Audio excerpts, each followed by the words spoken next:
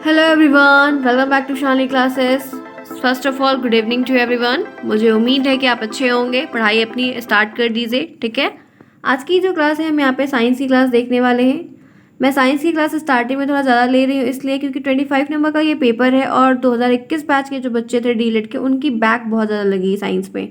Science और maths में लगी हुई इसलिए मैं साइंस को अपडेट लेके चल रही हूँ। मैथ की क्लासेस भी करूँगी, बहुत टाइम है, आराम से कर लें, कोई दिक्कत की बात नहीं है, ठीक है। हर चीज़ें करवाऊँगी, मैंने एक सेशन किया हुआ है। पूरे एक्सपीरियंस के साथ आपको हर चीज़ बहुत अच्छे तरीके से देने का अपना पूर्ण प्रयास करूँगी, ठीक है। आपको यहाँ पर साइंस देखने को मिलेगा। हम लोगों ने इससे पहले 2-3 क्लास कर ली है। आपका ये पहला चैप्टर चल रहा है, इस बात को ध्यान रखिएगा।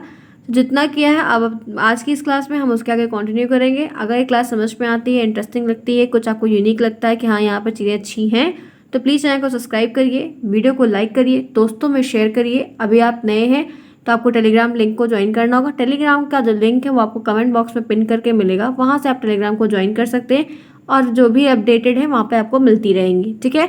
तो चलिए स्टार्ट करते हैं क्लास को। क्लास अच्छी लगती है तो एंड तक ज़रूर बने रहिएगा। आज का टॉपिक आपके सामने यहाँ पर है जंतुओं में अनुकूलन। इससे पहले की जो क्लास थी उसको मैंने अनुकूलन के बारे में पहले से अपडेट कर दिया था, ठीक है। इसकी पहले की जो क्लास थी उसमें मैंने आपको अनुकूलन के बारे में आपको अपडेट करते हुए बता दिया था एग्जैक्टली यहाँ पर क्या होने वाला है, ठीक है।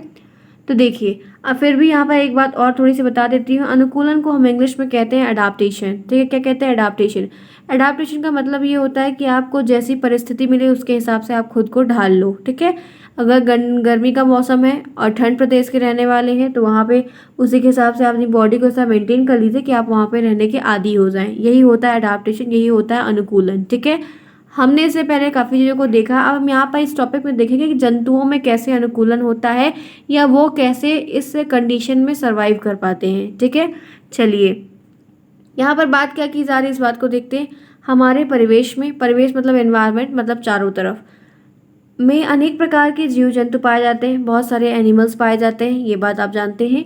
ये जीव जंतु अलग अलग जगह पाए जाते हैं। ये जितने भी जीव जंतु हैं ये अलग अलग प्लेसेस पे पाए जाते हैं। कोई भी जीव उसी स्थान पर रहना पसंद करता है जहाँ उसे पर्याप्त सुरक्षा मिले, भोजन मिले, अनुकूलन दशाएं मिले। कोई भी जीव है, ठीक है, कोई भी जीव हो वो वहीं पे रहना पसंद करेगा जहाँ पे उसको प्रोटेक्शन मिले, दूसरे जानवरों से अपनी जान का खतरा ना हो, उसको खाने के लिए भरपूर भोजन मिले, ठीक है। और वहाँ का जो वातावरण रहे, जो भी और चीज़ें रहे, हवाएं रहे, पानी रहे, वो सारी वहाँ पे उसको सुख सुविधाएं मिलेंगी। उसकी जो वहाँ पे जो कंडीशन रहेगी वो उसके अनुकूल हो, इसीलिए वहाँ पर वो रहना पसंद करेगा, ठीक है।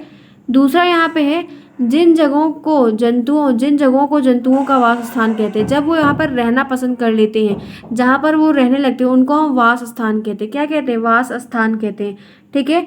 वास स्थान के आधार पर जीवों को 4 भागों में बांटा गया है। जब ये जहाँ पर रहने लगते हैं उसको हम वास स्थान कहते हैं और इसके अकॉर्डिंग इसको 4 भाग में बांटा गया है, ठीक है। तो यहाँ पर क्या चीज़ें हैं इस बात को यहाँ पर ध्यान रखिएगा।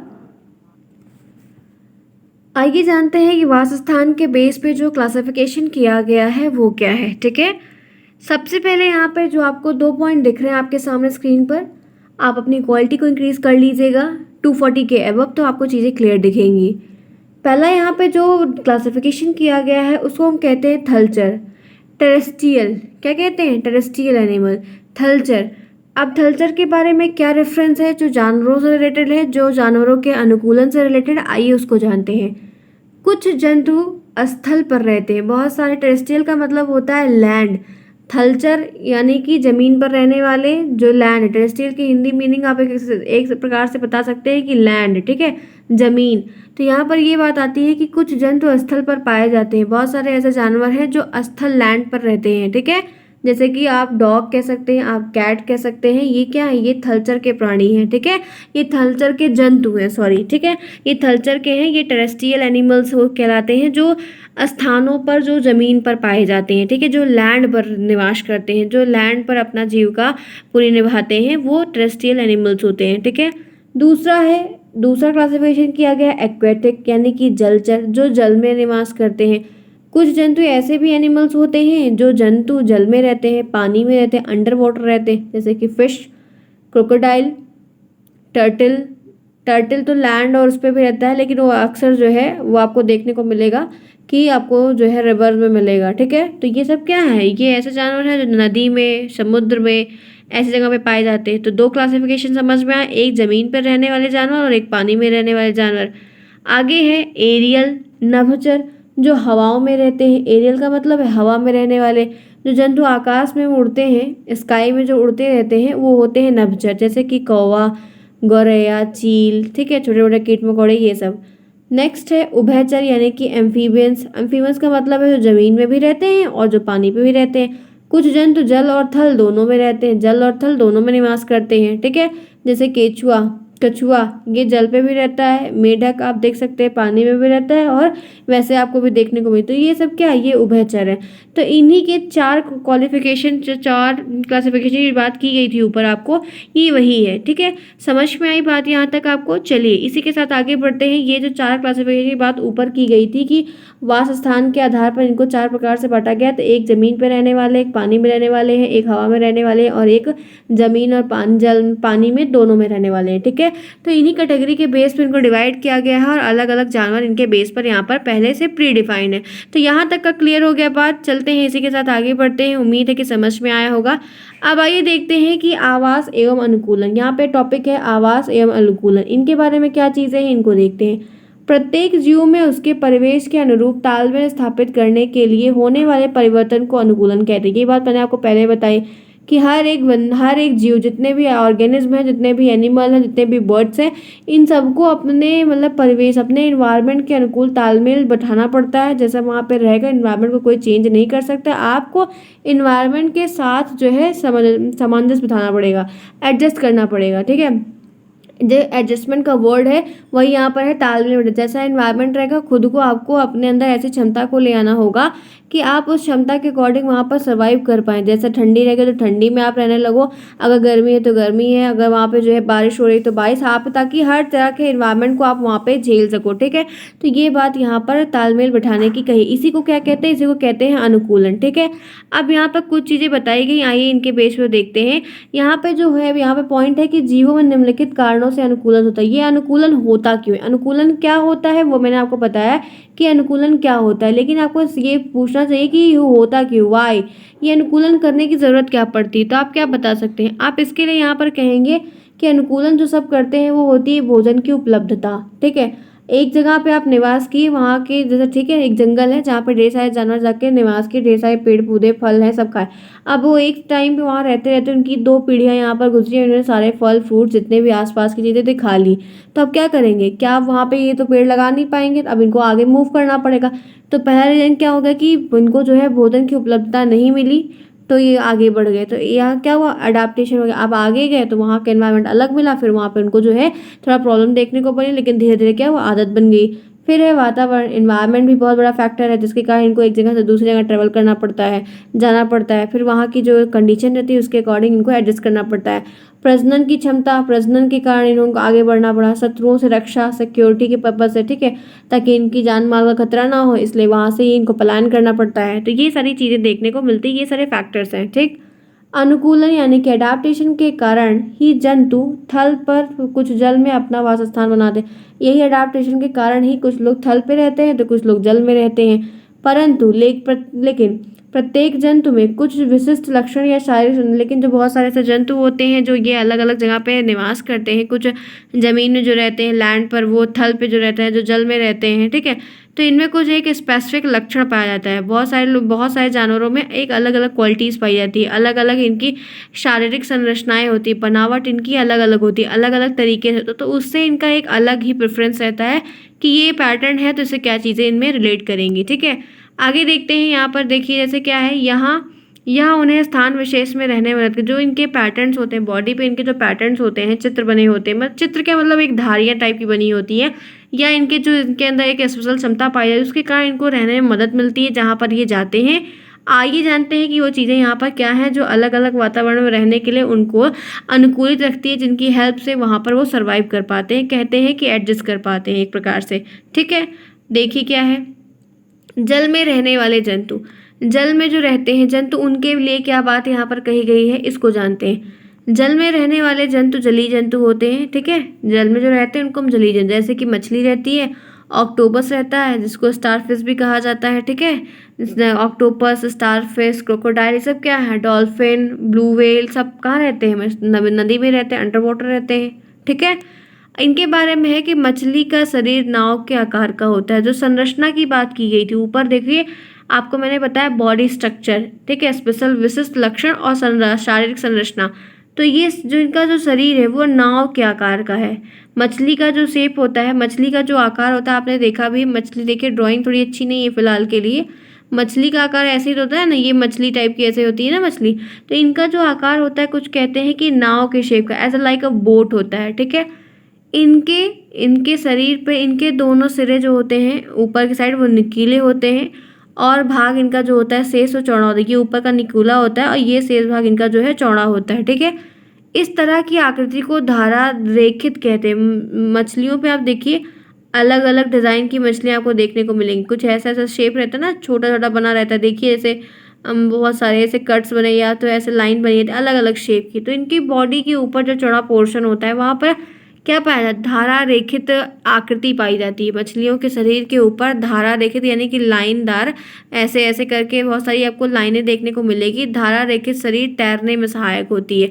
एक तो ये नाव का आकार, एक बात जो इनका क्या है, शारीरिक संरचना है, और उसमें जो विशिष्ट लक्षण आप कह सकते हैं कि जो इनकी धारा रेखी शरीर है, ये इनको क्या करती है, तैरने में मदद करती है। तैरने में इनको क्या करती है, पूरी तरीके से सहायता करती है, इनका पूरा सपोर्ट करती है। तो सोच सकते हैं आप इस चीज़ को कि इनका आकार और उनके ऊपर जो पैटर्न बने गए हैं वो कैसे लाभकारी हैं, ठीक है। आगे चलते हैं, इसी का देखिए, ये मछली है, ये मछली की आंख है, ये उसका मुंह है, ये उसके गलफड़े हैं, ये उसके पंख है। ये मछली आप देख सकते हैं पूरी, ठीक है, बोट के नुमा, इस पे ये देखिए ये पैटर्न बने हुए हैं, ठीक है। यही बात मैं आपको यहाँ पर बता रही थी, ये पूंछ है, ठीक है। तो ये क्या करते हैं, इनको जो है तैरने में मदद करते हैं, क्या करते हैं, इनको जो है फ्लोटिंग करने में हेल्प करते हैं। आइए आगे चलते हैं, समझ में आई होगी यहाँ तक की बातें। मछली के शरीर पर पंख होते हैं, ठीक है, इनकी सहायता से ये तैरती है, इनकी हेल्प से ये क्या करती है, फ्लोट करती हैं। मछली की पूंछ और पंख पतवार की तरह काम, इनकी जो पूंछ होती है, पतवार आप जानते हैं ना, आप बोटिंग करने जाते हैं आप तो वहाँ पर आपको पतवार मिलती है नाव चलाने, जिसे हम नाव चलाते हैं, ठीक है। तो इनकी जो पूंछ और इनके जो पंख होते हैं वो पतवार की तरह काम करते हैं, एज लाइक अ पतवार। मछली में सांस लेने के लिए फेफड़े के स्थान पर गलफड़े होते हैं। जैसे मनुष्य जो प्राणी है, जो मनुष्य है, वो फेफड़े से सांस लेते हैं, अपने लंग से सांस लेते हैं, लेकिन मछलियों में यही चीज़ अपोजिट होती है। मछली किससे सांस लेती है, गलफड़े से सांस लेती है, जिसको हम इंग्लिश में क्या कहते हैं, गिल्स कहते हैं। क्या कहते हैं, इंग्लिश में हम उसको गिल्स कहते हैं। ध्यान रखिए, ये प्रश्न आपको ऑब्जेक्टिव में बनेगा, 1 नंबर का पूछ लिया जाएगा क्या होता है। बहुत सारे प्रश्न बनेंगे, साइंस काफ़ी इंपॉर्टेंट है, ध्यान से सुनिएगा, ठीक है। तो मछली किससे सांस लेती है, गलफड़े से सांस लेती है। गलफड़े, पंख तथा धारा रेखित शरीर मछली को जल में रहने के लिए अनुकूलन बनाते हैं, ठीक है। ये गलफड़े जो होते हैं, पंख और धारा रेखित शरीर होने की वजह से मछली को पानी में रहने के लिए वो अनुकूलन बनाते हैं, अनुकूल कर देते हैं कि मछली वहाँ पर सर्वाइव कर पाए, ठीक। यहाँ तक क्लियर है। चलिए इसी के साथ आगे बढ़ते हैं। इस तरह मेढक तथा बतख के पैरों को देख सकते हैं, जो एक स्पेशल विशिष्ट लक्षण की जो बात की गई वो यही है। इसी तरीके से आप मेढक और बतख को देख सकते हैं, उनके पैरों की उंगलियों के बीच में झिल्ली का एक पाद जाल होता है, झिल्ली का एक पाद जाल होता है। यह जाल इन्हें तैरने में पतवार की तरह सहायता करता है। देखिए आप यहाँ पे आप देख सकते हैं, ये बतख का पैर है, ये बतख है, ये मेढक है, ठीक है। यहाँ पे आप देखिए ये एक ऐसा फैला हुआ है, देख सकते हैं, ये आप देखिए ये जो स्ट्रक्चर बना हुआ है जाल जैसा, यही चीज़ है। मैं क्लियर कर देती हूँ, फिर देखिए आपको चीज़ें यहाँ पर क्लियर देखिए, मैं थोड़ा जूम कर देती हूँ, देखिए दिख रहा है। यहाँ पे देखिए जाल डुमा बना हुआ है, ये इनको क्या करता है, पतवार की तरह इनकी हेल्प करता है। ऐसे मेढक में भी होता है सेम, और सेम बतख में भी होता है। इसकी वजह से ये क्या करते हैं, फ्लोट कर पाते हैं आसानी तरीके से, मतलब एक सिंपल वे में, ठीक है। क्लियर है यहाँ तक। चलिए अब इसी के साथ आगे बढ़ जाते हैं, क्या चीज़ें हैं ये भी देख लेते हैं। अब स्थल में रहने वालों के लिए क्या बात कही गई है, स्थल में रहने वालों के लिए क्या बात कही है ये देखते हैं। जो ठीक है, जो जमीन पर रहते हैं, लैंड पे रहते हैं, कहाँ पे रहते हैं, लैंड पे रहते हैं, ठीक है। इनके बारे में कहा जा रहा है कि जमीन पर रहने वाले जंतु स्थलीय जंतु कहलाते हैं। सीधी सी बात, स्थलीय वास स्थान में कई विधाएं होती हैं, जैसे घास में, मैदान में, घने जंगल में, ठीक है, पर्वतीय एरिया में रहने वाले, इनकी कैटेगरी अलग अलग होती है। तो आइए देखते हैं क्या चीज़ें हैं। मैदान के भाग में रहने वाले जंतु जो खाली स्थानों पर रहते हैं, लगभग ये कह सकते हैं एक प्रकार से शेर, हिरन, हाथी, वन, अथवा घास स्थल में रहते हैं। ये सब घास, जहाँ पे घास छोटी छोटी होती है, कहते हैं घास पाई जाती है, वहाँ पर ये रहते हैं। शेर एक शक्तिशाली जंतु है, ठीक है, जो हिरन जैसे जानवर का शिकार करता है। शेर का जो रंग है वो मटमैला होता है और घास के मैदान में छिपने में इनको मदद। इनका जो रंग है वो मट्टी के कलर का होता है, मृदा के कलर का होता है, मटमैला होता है, जिसकी वजह से ये आसानी से छिप जाते हैं और इनको दूसरे जानवर नहीं पहचान पाते। उनको लगता है कि वहाँ पे मिट्टी है, लेकिन जब ये वो लोग किसी गलती बस वहाँ पे आगे चले जाते हैं तो ये इन पर झपट्टा मार के उनको खा लेता है, उनका एक प्रकार से शिकार कर देता है, ठीक है। तो शेर का रंग जो है मटमैला होता है, जिसकी वजह से उनका ये लाभ उठा लेते हैं ये, ठीक है। यहाँ पर है, हिरन भी मैदानी क्षेत्र में रहने वाले जंतु होते हैं। पौधों के कठोर तनों को चबाने के लिए उनके मजबूत दांत होते हैं। पौधे के जो कठोर तने होते हैं, स्टेम होती है, उनको चबाने के लिए इनके पास बहुत ज़्यादा स्ट्रॉन्ग टीथ होता है, ये उनसे उनको चबाते हैं। उसके कान लंबे और सिर के बगल में स्थित आंखें, खतरों की जानवरों के कान लंबे लंबे होते हैं और कान के बगल में उनकी आंखें होती हैं, जिनसे वो यहाँ पर उनको देख सकते हैं। उसकी तेज गति से शिकार से दूर भागने में मदद करता है। ये क्या करते हैं कि अगर इनको कोई शिकारी दिख रहा है तो वो, वैसे भी हिरन दौड़ते बहुत तेज हैं, ठीक है, तो अपनी स्पीड से भागने का प्रयास करते हैं अपने बचाव के लिए, ठीक। नेक्स्ट, मरुस्थल में रहने वाले जंतु, इनके बारे में आइए देख लेते हैं। यहाँ पर कुछ चित्र आपको दिया गया, देख सकते हैं। इनके पैरों के चित्र यहाँ पर अलग अलग दिए हैं। ये ऊँट है, ठीक है, इसका है गाय का, ये ऊँट का, ये गाय का, ये घोड़े का। यहाँ पे आपको पैर के अलग अलग चित्रों दिए गए हैं जानवर, देख सकते हैं आप। मैं जूम कर देती हूँ, देखिए घोड़े का, देखिए सॉरी ऊँट का पैर देखिए कैसे बना हुआ है। ये थोड़ी इमेज क्लियर है क्योंकि हर चीज़ एग्जैक्ट जैसे पॉइंट है वैसा नहीं मिलती है, इसलिए जैसे मिली वैसे अरेंज किया है। ये गाय का पैर आप देख सकते हैं, गाय का ये खुर कुछ इस तरीके का होता है। ये घोड़े का पैर आप देख सकते हैं। तो यहाँ पे सबके पैर अलग अलग दिए गए हैं, ठीक है। इनके पैर से रिलेटेड क्या बात कही गई है, इस बात को देखते हैं। ऊँट के कुबड़ में भोजन चर्बी वसा के रूप में संचित होती है। ये बात सभी को पता है कि ऊँट के जो कुबड़ होती है ऊपर की तरफ, उसमें क्या होती है, फैट होती है, ठीक है। भोजन के रूप में वहाँ पे वो स्टोर करके रखता है, जो फैट के रूप में स्टोर होती है। भोजन ना मिलने पर ऊँट उसी कुबड़ में से संचित वसा का उपयोग करता है। जब उसको भोजन नहीं मिलता है तो ऊँट क्या करता है, उसी कुबड़ में से, जो ये कुबड़ होती है, ठीक है, ये ऊपर कुबड़ बनी हुई, इसी में से जो संचित वसा पहले से रखा है उसी का वो यूज़ करता है। ऊँट को हम रेगिस्तान का जहाज कहते हैं, सभी को पता है। ऊँट में कई दिनों तक बिना पानी के जीवित रहने की क्षमता होती है। यह अपने अमाशय में स्थित यानी कि स्टमक यानी कि पेट, अपने स्थित विशेष थैलियों में पानी को स्टोर करके रख लेता है, ठीक है। भोजन को फैट के रूप में चेंज करके अपने कुबड़ में रख लेता है, जिससे वो उसको यूज़ करता रहता है धीरे धीरे। और वहाँ पे रेगिस्तान का जहाज कहा था क्योंकि उसको फिर जल्दी खाना और पानी की ज़रूरत नहीं पड़ती, ये उसके बिना भी वहाँ पे सर्वाइव कर लेता है और अपने पेट में वो पानी को बचा कर रखता है, जिसको वो धीरे धीरे इसको जब ज़रूरत होती है वो इस्तेमाल करता है। ऊँट के बारे में ये बात कही गई है, ठीक है। आगे चलते हैं, पर्वतीय क्षेत्रों में पाए जाने वाले जंतु के बारे में। जो पहाड़ी इलाकों में पाए जाते हैं उनके अनुकूलन कैसे होते हैं। तो पर्वतीय क्षेत्र में सामान्यतः बहुत ठंड पड़ती है, ठीक है। सर्दियों में तो बर्फ भी गिरती है, ये भी बात पता है कि आइस फॉल होती है, ठीक है। पर्वतीय क्षेत्रों में कुछ विशिष्ट जंतु जैसे याक, भेड़, पहाड़ी बकरी, भालू आदि पाए जाते हैं, ठीक है। यह जंतु ठंड के कारण वहाँ के वातावरण में रहने के लिए उनकी शरीर की जो त्वचा होती है वो बहुत मोटी है। ये कहा जाता है कि जानवरों को ठंडी नहीं लगती। क्यों नहीं लगती है, एक तो ठंडी पे क्या होता है कि उनके बाल, ठंडी में देखिए गाय भैंस के, कुत्ते के जो बाल होते हैं, उनके जानवरों के स्किन में ज़्यादा मात्रा में बाल देखने को मिलते हैं। गर्मियों में बाल झड़ जाते हैं लेकिन ठंडियों में खूब वो बाल, उनके बहुत सारे बाल, क्योंकि वो बाल क्या करते हैं, वो एक तो उनकी जो चर्बी होती है, जो स्किन होती है, जो स्किन की लेयर होती है वो बहुत ज़्यादा मोटी होती है और बाल उनके प्रोटेक्शन करते हैं। इस वजह ठंडी है, वो बिना किसी कंबल और रजाई के वहाँ पे वो सर्वाइव कर पाते हैं, ठीक है। तो ठंड प्रदेश में यही होता है, जो जानवर वहाँ पर पाए जाते हैं उनकी जो चमड़ी होती है, कह सकते हैं बहुत ज़्यादा ही मात्रा में मोटी होती है और उनकी बॉडी के ऊपर उतना ही ये बाल पाए, जैसे ऊन देखिए, जहाँ से ऊन बनता है, भेड़ों से जो बनता है, ये सब क्या है आप देख सकते हैं। बड़ी बड़ी भेड़ें होती हैं, उनके ऊपर वो पूरा बाल लदा रहता है उनके ऊपर, जिससे उनको गर्माहट मिलती है, ठीक है। पश्मीना की जो शॉल आती है, कश्मीर की सबसे फेवरेट शॉल होती है, काफ़ी एक्सपेंसिव शॉल होती है और बहुत ही सॉफ्ट रहेगी, लेकिन अंदर से इतनी गर्म करती है वो चीज़। अगर आपने यूज़ किया होगा तो इसका आइडिया आपको होगा।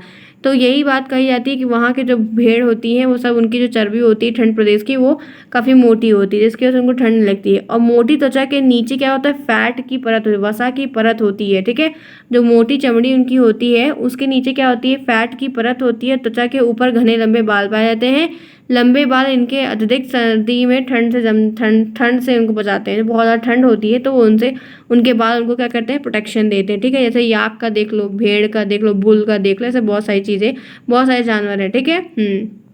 आगे चले, तो यहाँ तक हमने क्या पढ़ा आज की इस क्लास में? जंतुओं में अनुकूलन पढ़ा। ठीक है, जंतुओं में अनुकूलन पढ़ा है। क्लियर है यहाँ तक? अब आइए इसी के साथ देख लेते हैं पौधों में अनुकूलन। ठीक है, पौधों में अनुकूलन देख लेते हैं क्या है। पौधों में अनुकूलन कैसे होता है ये भी जानते हैं। प्लांट्स में वह स्थान विशेष जिसमें कोई पौधा उगता है, एक स्थान स्पेशल से जहाँ पे कोई पौधा उग रहा है या ग्रोथ कर रहा है। ठीक है, उसका वासस्थान कहलाता है। अलग अलग में अलग अलग पौधे पाए जाते हैं, जाहिर सी बात है, एक दूसरे से भिन्न होते हैं, एक पौधा दूसरे पौधे से अलग होता है।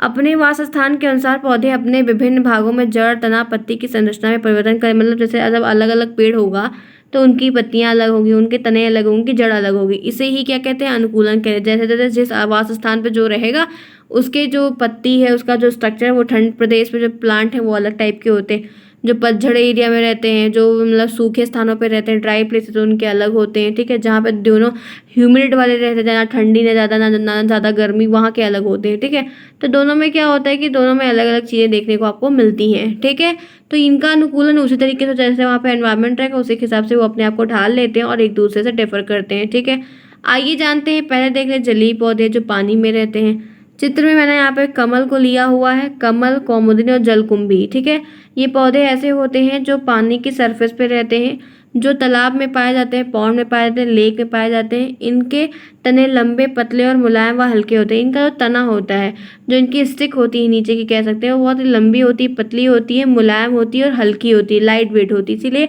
ये पानी के ऊपर तैरते रहते हैं, पानी के सरफेस पे फ्लोट करते रहते हैं। जिनमें क्या होती है? वायु भरी होती है। उन्हीं तनों में क्या होता है? एयर फिल होती है। वायु भरी होने के कारण हल्के और मुलायम होते हैं और पानी में तैरते रहते हैं। इनकी पत्तियां जो है हरी और चिपटी होती हैं। इनकी पत्तियां जो होती हैं वो चपटी एकदम होती हैं, थाली नुमा जैसे एकदम चपटी रहती हैं और बहुत ही हरी हरी पत्तियां होती हैं।